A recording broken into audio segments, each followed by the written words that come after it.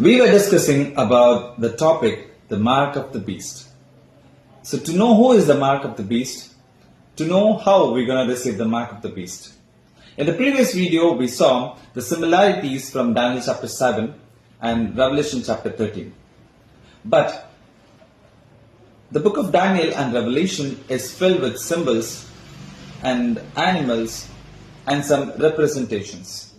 So to know and to understand the mark of the beast and for the prophecies, we need to know what it represents and what it symbolizes.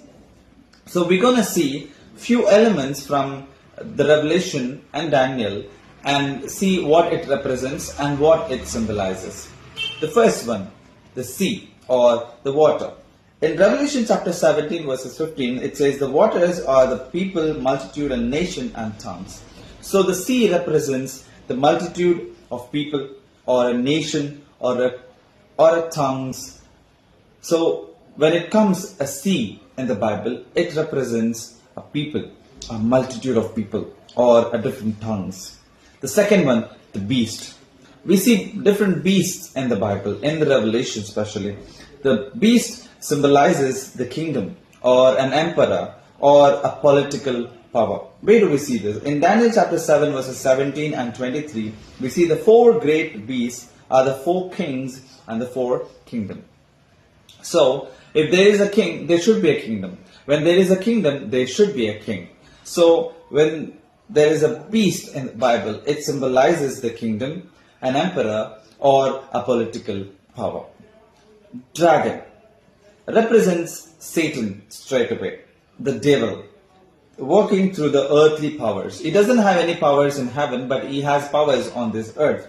In Revelation chapter 12 verses 9, we see the great dragon was cast out and the old serpent called Satan. So it clearly says that the dragon represents Satan.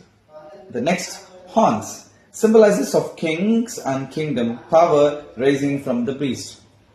So in Daniel chapter 7 verses 24, the 10 horns are the 10 kings. So the horn represents the kings and their kingdoms in the Daniel and Revelation prophecy books. So here, crown. What does the crown represent? The crown represents authority or the rulership or a dominion. In Revelation chapter 13 verses 1, we see the beast with the 10 horns, and upon his 10 crowns, 10 horns had 10 crowns. So, represents of authority. When there is a king, he should be crowned to be a king. So, or when there is a leader, he should be having the leadership as a crown on him. So, the crown represents the leadership or the rulership or a dominion over the nation. Stars. Stars often symbolizes angels or sometimes a leaders too, a messenger. So in Revelation chapter 1 verses 20, the 7 stars are the angels of 7 churches. So 7 stars representing 7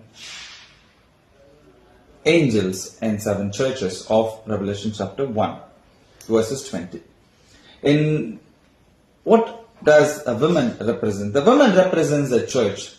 Now, when it comes to church, there are 2 churches that Bible talks about. The first one is a faithful church. The second one is unfaithful church. In Jeremiah chapter 6 verses 2, we see a faithful church, a faithful woman, which is called a church. In Revelation chapter 17 verses 4 and 6, we see an harlot woman, which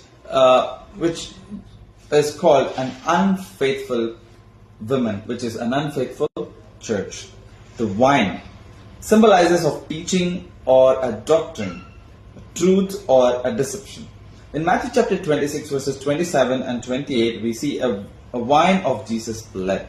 It purifies us. It talks about the truth. It talks about the redemption of us. In Revelation chapter 14 verses 8, it says a wine of Babylon, which means that it represents a doctrine, a false doctrine or a false teachings which would occur.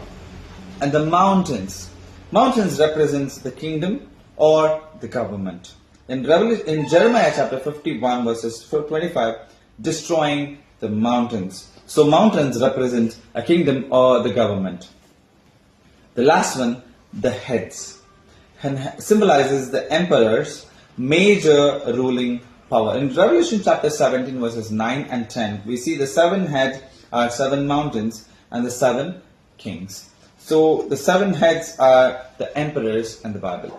Why are we seeing the symbols from the prophecy books? Because if we don't know the symbols and what it represents, we cannot understand the prophecy, especially the series that we are learning, the mark of the beast. So all these things comes in the mark of the beast. So who is the beast? Who is the 7th horn? Who represents the crown? Who represents the star? So we need to know all this to understand the prophecy book. See you again in the next video. Until then, God bless you.